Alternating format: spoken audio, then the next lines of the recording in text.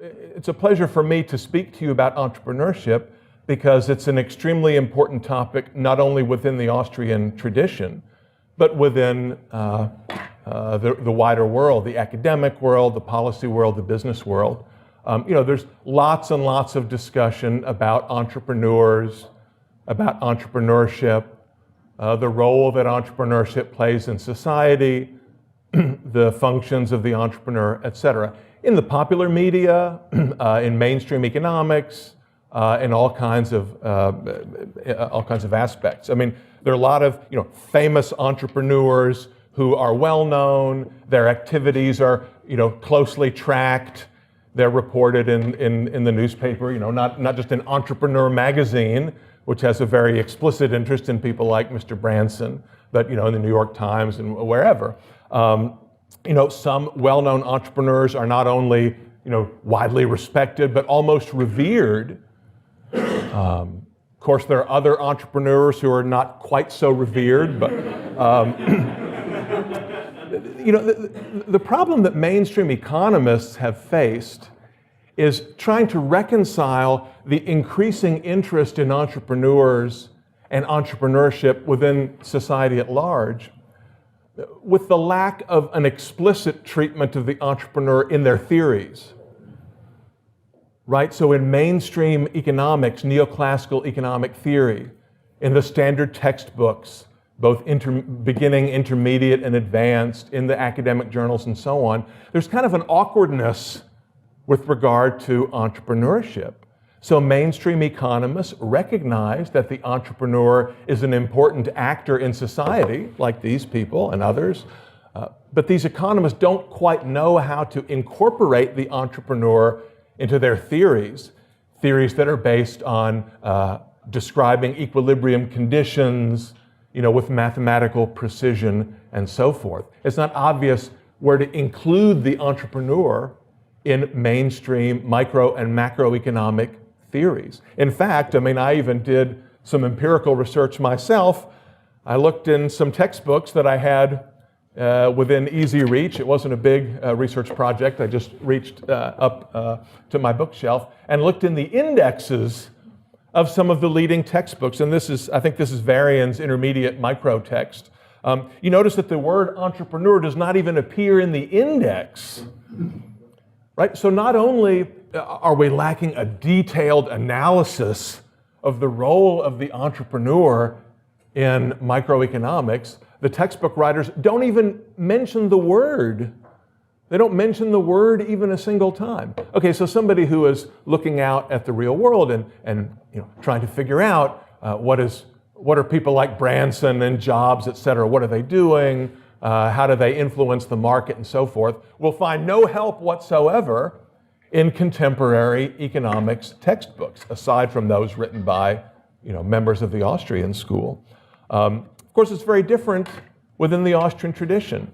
Mises once wrote, it is impossible to eliminate the entrepreneur from the picture of a market economy. Did you catch that? It is impossible to eliminate the entrepreneur from the picture of a market economy. So the idea of doing an entire treatise on economic theory without mentioning the word entrepreneur would have seemed very bizarre to Mises.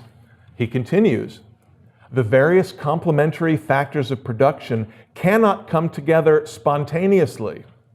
They need to be combined by the purposive efforts of men aiming at certain ends and motivated by the urge to improve their state of satisfaction. In eliminating the entrepreneur, one eliminates the driving force of the whole market system. So those of you who have read Mises, those of you who have studied economics, Austrian economics, recognize this notion in the middle of the quotation of human actors striving to improve their state of satisfaction, in Misesian terms, to remove uneasiness, by employing certain means to achieve ends, right? Mises describes that as the function of the entrepreneur in a market system. And he points out that, if we did not completely understand the entrepreneur, if we did not adequately conceptualize the entrepreneur, we would not be able to explain the market system itself. So let's unpack this idea a little bit. Entrepreneurship really fits in with the Austrian theory of production, the Austrian notion of production. Right, so production theory starts with the idea of inputs and outputs, or more generally, means and ends.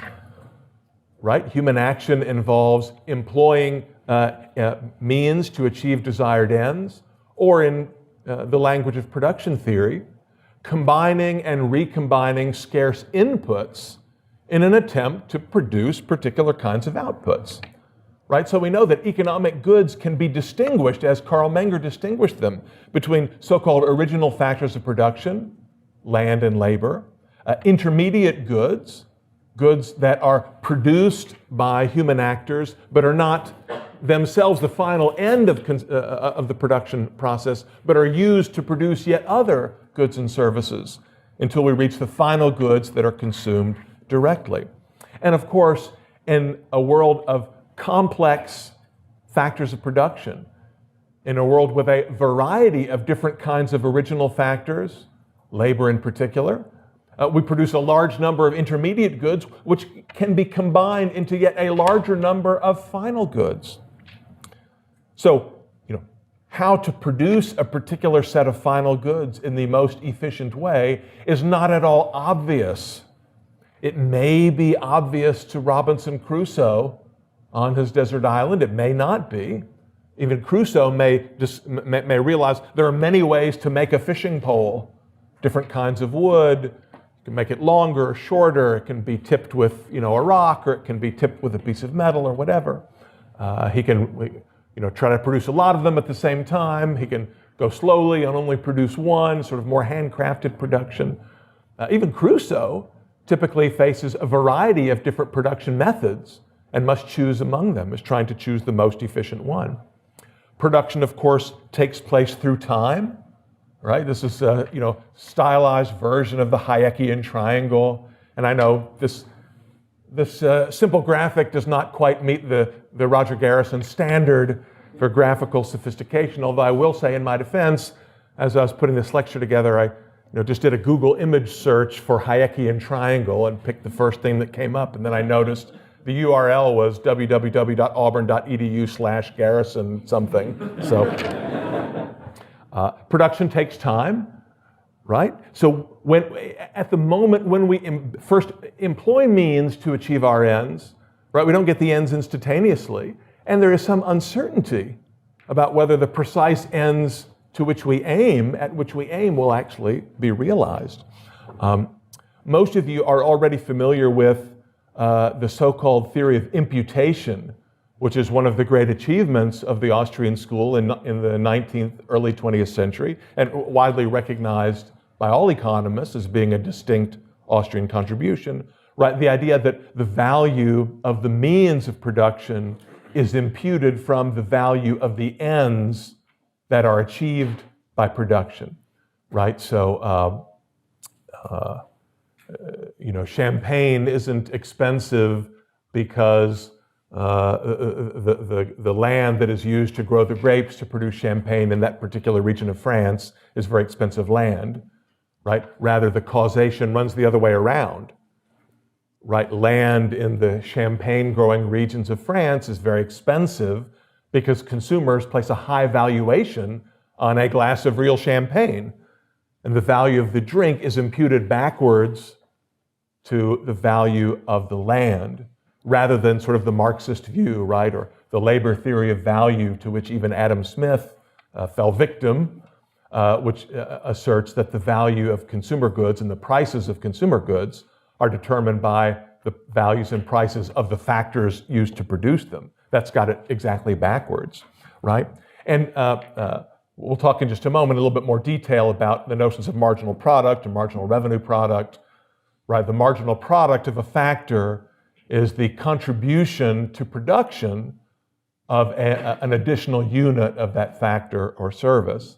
The marginal revenue product is a way of expressing the marginal product in monetary terms, right? So if one more parcel of land can produce, $100,000 worth of champagne, then the value of that marginal parcel of land can be no greater than $100,000. Would also presumably be discounted depending on the amount of time it takes to go from land to drink. Okay. Most of you have studied this notion of production, if not in Austrian texts, even in your mainstream economics courses. You've heard a version of production theory that is not entirely different from this. But one thing that is typically left out of mainstream production theory is who is actually doing all this? Who is organizing production? Who is making the decisions to combine this parcel of land with these seeds and this fertilizer and this kind of labor and these machines and so forth to produce eventually, over many stages, a nice, refreshing, bubbly drink that we can hold in our hand? Who is organizing production, and where do profits come from? Right? If all production is organized perfectly, right, such that factors of production are priced according to their marginal revenue products, then all of the value of production is imputed back to the factors. There's nothing left over for profits or losses. But we know that in the real world, firms do earn profits and other firms earn losses. I mean, how can this be? How can we explain this? Remember, profit for Austrian economists, right, is a function that only exists in a state of disequilibrium. Profits only exist in disequilibrium, likewise for losses. Right? In a notion of, Mises and Rothbard use this construct of the evenly rotating economy, or ERE, but you can just think of that as a sort of long-run equilibrium state. In this long-run equilibrium state, hypothetical state, each factor of production earns exactly its marginal revenue product, discounted according to time preference, depending on the length of time between when that factor is paid and when the final goods and services are sold to the consumers, right? So that piece of land that contributes exactly $100,000 to the owner's amount of champagne, to the champagne revenues from the champagne producer, will trade for exactly $100,000 on the land market. Okay, workers will be paid a wage that is exactly equal to the discounted value of their marginal contribution to production. Those who own and manage firms will also get some kind of a financial return, right? Because they're managing the firm is kind of like a labor service, right? So owner-managers will get to keep a little bit of the firm's revenues, determined by sort of the value of what they could earn in the market if they chose to become laborers and work for someone else rather than manage their own firm. You can think of that as an opportunity wage, or Rothbard uses the term implicit wage. Capitalists, those who lend money to producers in advance of production, are paid their principal plus interest. Right? So in this long-run equilibrium state, workers will earn wages. Landowners will be paid a land rent. All of those things determined by discounted marginal revenue product. Owner-managers will earn an implicit wage. Capitalists will earn interest. And that's it. Right? There's nothing left. All of the receipts from production will be distributed among those factors, those inputs, according to these particular relationships. Of course, outside the evenly rotating economy, in the real world, the day-to-day world of disequilibrium, we find that sometimes workers earn a wage that is higher or lower than their eventual realized marginal revenue product, suitably discounted. Some capitalists will be paid more or less than what they could have earned if they had employed their capital in an alternative use. Why? Because people make mistakes. When the champagne producer goes out into the labor market and offers wages to champagne workers, he or she doesn't know exactly how much revenues will be realized a year later in the sale of champagne. right? There's an estimate of what the champagne will sell for in the market. From that, I estimate what I think your marginal revenue product will be, and I offer you a wage associated with your discounted marginal revenue product, but I might be wrong. I mean, maybe by the time the champagne becomes available in stores, consumers will have changed their preferences towards non-alcoholic drinks or different kinds of alcoholic drinks, or maybe the economy will be in recession. People will have less disposable income to spend on champagne, or maybe more, right? I could get it wrong. So no one knows ex ante exactly what the realized marginal revenue products will be ex post. It's an estimate, but those estimates can be right or wrong. And of course, if I, as the person coordinating this process, if I'm able to purchase factors of production at prices that will be below the marginal revenue they ultimately generate, then I have some extra money left over, right? So it may be the case that once I go to sell my product, I've already paid all my factors of production, I've accounted for my implicit wage, I've paid any interest payments that are due to capitalists, I may still have some money left over in my pocket. That, of course, is what we call profit. That's entrepreneurial profit. And the converse may be true also. It may turn out that I've overpaid for my factors of production.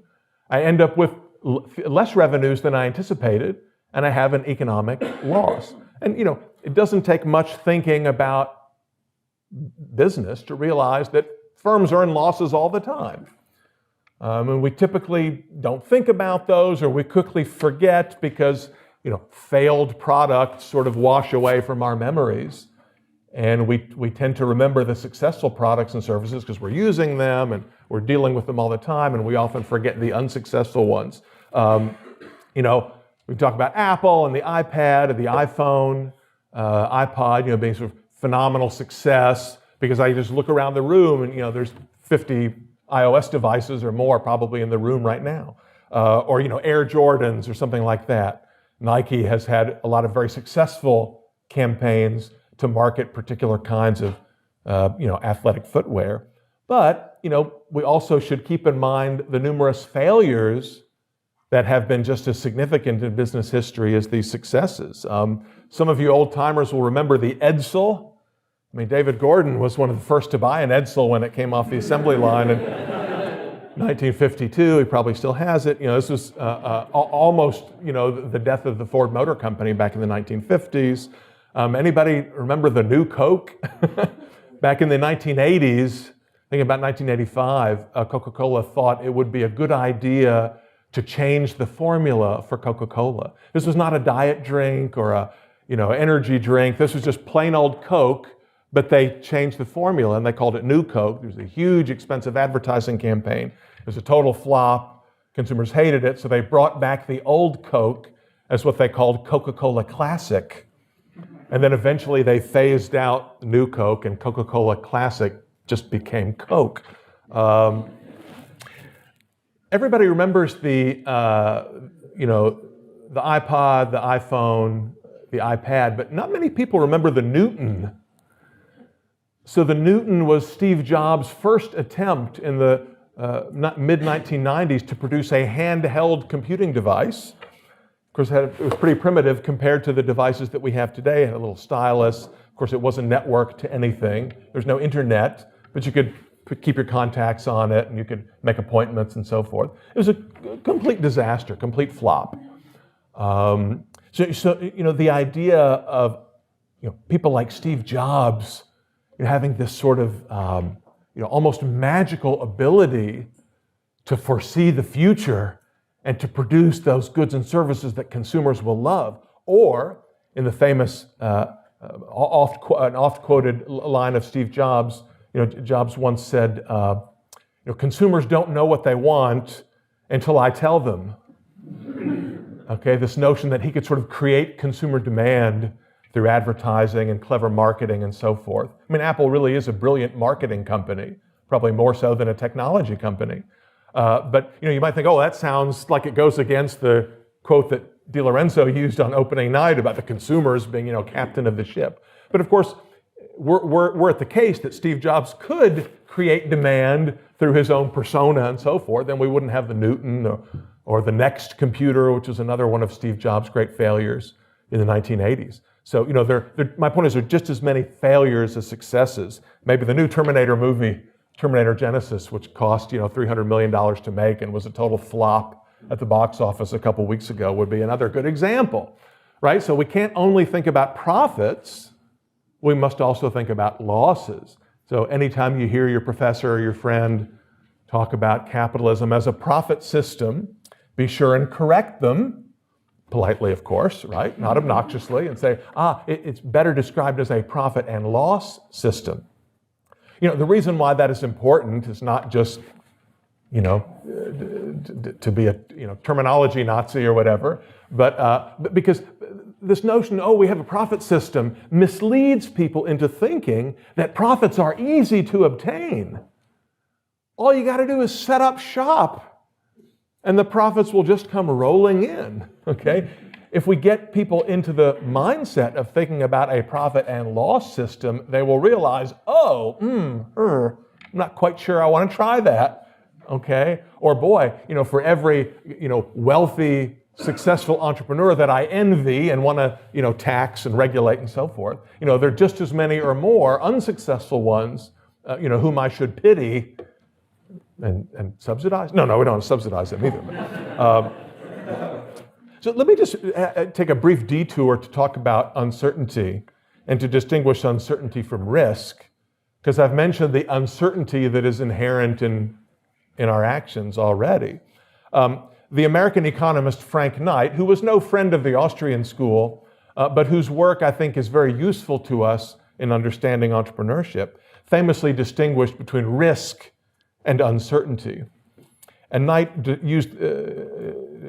defined risk as situations in which we don't know exactly what will happen in the future, but we have a pretty good understanding of the problem. We understand the processes by which various outcomes are produced, and we can write down a probability distribution function over the space of possible outcomes.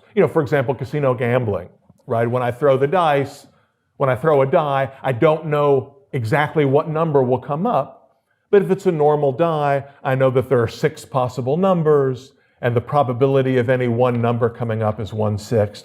And I can sort of estimate how much I want to bet or whether I want to do a certain thing based on an outcome of the roll of the dice by sort of doing a mathematical computation, right? I can calculate the expected return of doing this, the expected value of doing that, if the probabilities are known and objective.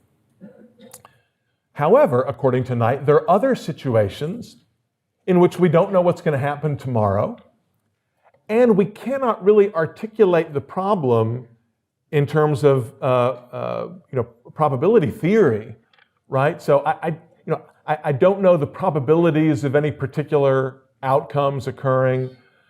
And it may be the case that I can't even articulate the set of possible outcomes, right? So these are situations like, tomorrow will I meet the person of my dreams and fall hopelessly in love? I mean, you can't go to the back of your stat textbook and look up the distribution function and estimate, yes, okay, this can happen with probability 0.6, therefore I should get a haircut today, right? I mean, it's not that kind of decision. Likewise, for Steve Jobs, if I introduce a handheld electronic computing device, will I become a bazillionaire or will it flop? I mean, there's no, table of probability distributions that Steve Jobs can consult to know whether or not he should take the plunge and actually go into production and design and produce and try to sell these things or not. Ludwig von Mises had a younger brother named Richard von Mises, who was a famous mathematician and probability theorist who taught at Harvard in the 1930s. Richard von Mises used a slightly different kind of terminology that is also adopted by Ludwig von Mises in Human Action. So if you read Human Action carefully, you'll notice Mises, the older Mises, distinguishing between what he called class probability and case probability. And he gets this terminology from his younger brother, though interestingly, he doesn't cite the younger brothers work, because apparently they did not get along. There were some family issues there. So what the younger Mises, Richard von Mises, called class probability, refers to a situation where a particular event can be described as part of a class of similar and repeatable events. In other words, my throw of a die right now at this moment, in some sense that's a unique event, right? There's only one of me, and this moment in time cannot be repeated, and there's particular atmospheric pressure and the direction of the wind and the temperature in the room and the composition of the die and other materials that make this in some sense kind of a unique event. But for all practical purposes, those peculiarities don't matter, right? And from the point of view of thinking about casino gambling, it's useful to conceive of each throw of the die being simply one member of a set that includes all throwing of a normal unweighted, die, right? So according to Richard von Mises, the reason we know that the likelihood that a 3 will come up is 1/6 is because we could, in principle, throw a die 1,000,000 times or 1,000,000,000 times. We could just perform the experiment and write down what numbers come up each time. And if we do this experiment long enough, we'll find that a 3 comes up 1/6 of the time and a 5 comes up 1/6 of the time, and so on. And so in the limit, if you think about this mathematically, right, in the limit, the likelihood of any particular number coming up is 1/6. Okay? Insurance works largely according to these same lines, right? Every house is unique in some sense, but from the point of view of the insurance company, houses can be bundled into groups of houses that are in a similar town, that are built of similar materials, that have a similar kind of electrical system, that have a sprinkler or don't have a sprinkler system, and so forth. So, I have my homeowner's insurance through State Farm, and I do talk to Jake in the night, but State Farm doesn't know the exact likelihood that my house will catch on fire tonight, right? But it knows from collecting data over long periods of time of houses in this town that are built out of these materials and are about this age and so forth, about how many of them catch fire on a given night. They have many, many years of actuarial data on house fires. From that, they estimate what is the likelihood that my house in particular will catch on fire, because they consider my house catching on fire to be a member of the set of houses with similar characteristics catching on fire. And so they will offer me an insurance policy, right, such that I can pool my risk with the owners of similar houses, and we all put in a little bit of money each month, and the insurance company pays out to those of us whose houses do actually catch on fire. Okay. There are other situations in which each event is so unique that it cannot meaningfully be considered part of a larger class, right? So while starting a company, me starting a company is, in one sense, it's part of the class of people starting companies. But each company is so unique, the circumstances are so idiosyncratic that we can't pool all of those into one set and say, oh, well, in the US, 40% of all new businesses fail within the first 6 months, therefore P equals 0.4 for you. Each case is so different that we cannot meaningfully speak of a homogeneous class of events. Business profit and loss, falling in love, creating a great work of art, whatever. These are unique events that cannot be thought of as members of a homogeneous class. So you can't buy insurance on the likelihood that you'll fall in love. No one will sell you a policy that will pay off if you don't fall in love. There's no actuarial data that would support this kind of treatment of uncertainty. So my point is, what Frank Knight calls risk, the Mises brothers call class probability. What Frank Knight calls uncertainty, the Mises brothers call case probability. And so you will encounter the terms class probability and case probability in your reading of Mises and other Austrian economists. But the more common terminology, what is more or less the same thing, is Knight's notion of risk and uncertainty. Why am I spending time on this? Well, something that you should know, but also understanding the difference between risk and uncertainty is critical to our understanding of entrepreneurial profit and loss. Okay, so entrepreneurship in the broad sense, in the most general sense, refers to human action under uncertainty. The bearing of uncertainty that is involved anytime each of us engages in action. According to Mises, the term entrepreneur, as used by economic theory, means acting man exclusively seen from the aspect of the uncertainty inherent in every action. So you could say in Misesian terminology that your decision to come to the lecture this morning was an entrepreneurial decision, because you have to employ scarce means, your time, most obviously. Maybe it cost you something to get here in gas money, or you had to walk and expend some energy or whatever. Of course, but again, as I say, the opportunity cost of your time is certainly important. My hope is that at the end of the lecture, you will say, wow, that was the best entrepreneurship lecture I've ever heard. Probably some of you have never heard one before, so you will say that. This is so much more valuable than anything I could have been doing with my hour, like sleeping or whatever. So in a sense, you earned a profit, right? I mean, it's a mental profit, a psychic profit. But if you value the ends that you achieved by spending your time here in this lecture greater than the opportunity cost of the means, you got more than what you paid. You earned a profit in this general sense. I mean, it's possible, extremely unlikely, of course, but possible that some of you may say, that was terrible. That was the worst thing I ever heard. I would have been much better off sleeping or, watching TV or whatever, watching Netflix back in the dorm. And you would, maybe you would say you earned a loss. Okay, again, it's kind of a psychological thing. It's not a material manifest thing. But we can apply the concept of profit and loss to our everyday action.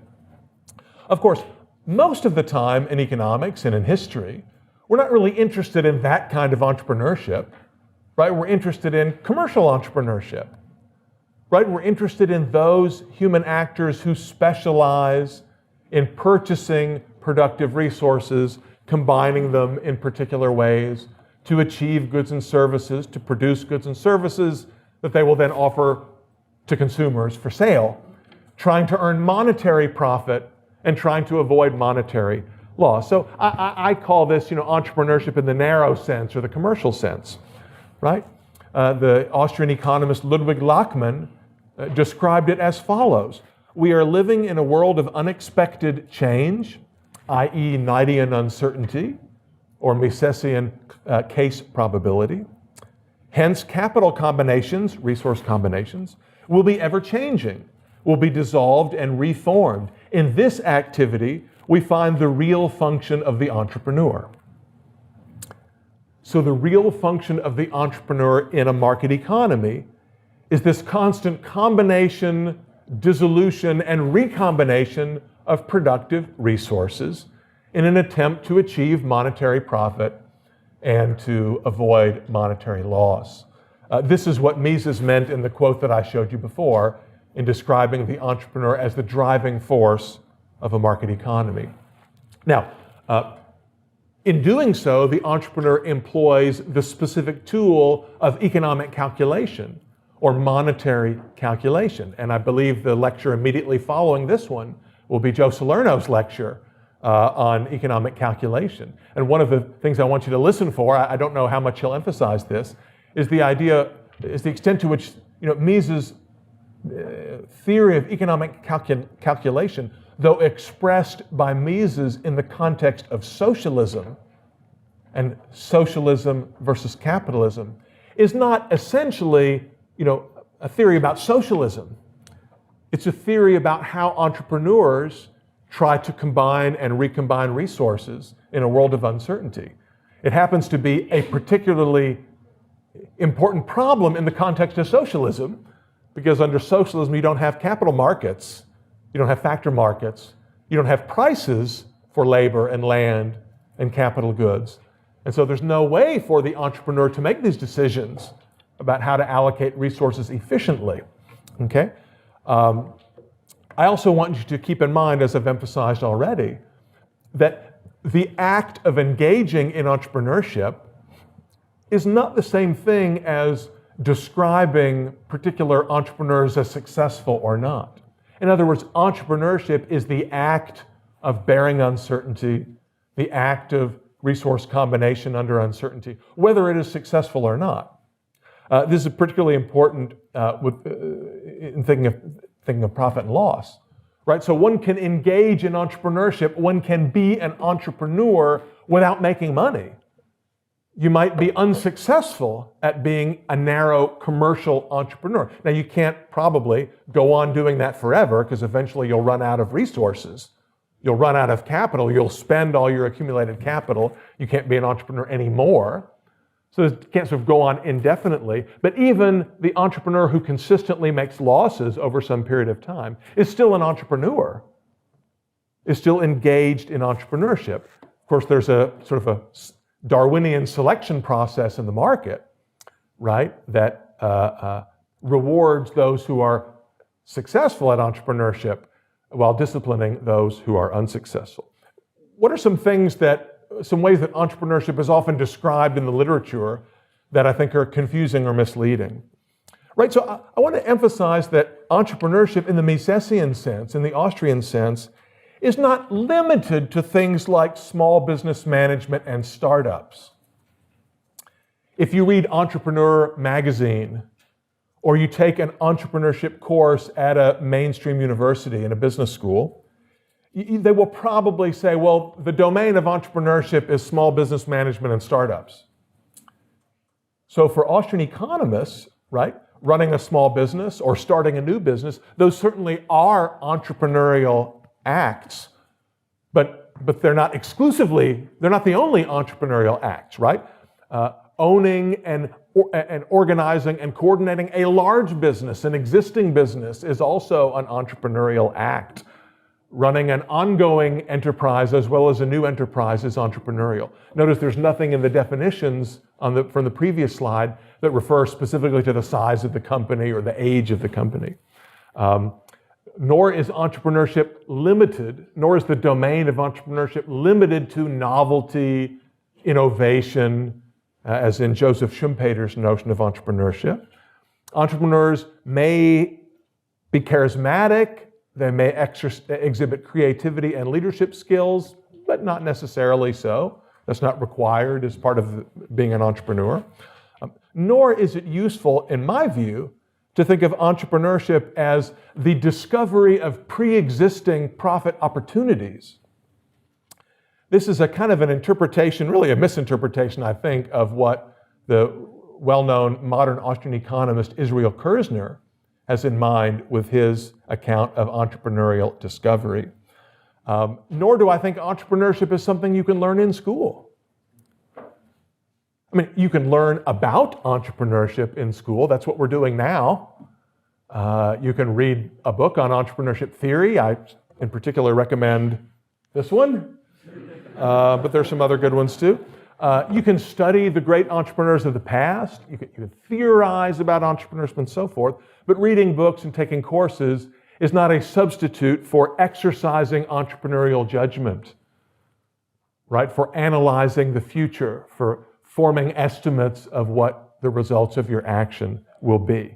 What Mises and Knight called judgment, others have called intuition or gut feeling, gut instinct, or Verstehen, to use the German term, right? That is not something that you can learn from reading a book or that you can learn from taking a course. And something that we can discuss later on in the week, nor do I think entrepreneurship in the Misesian sense is something that the government can create or encourage or stimulate or steer through particular kinds of tax and regulatory policies or by directly subsidizing small companies or electric green companies or whatever. I mean, poor Nikola Tesla not Nikolai Tesla, but Elon Musk, is in one sense a great entrepreneur, but is also sort of a welfare bum in that his entrepreneurial efforts have been critically dependent on government subsidy.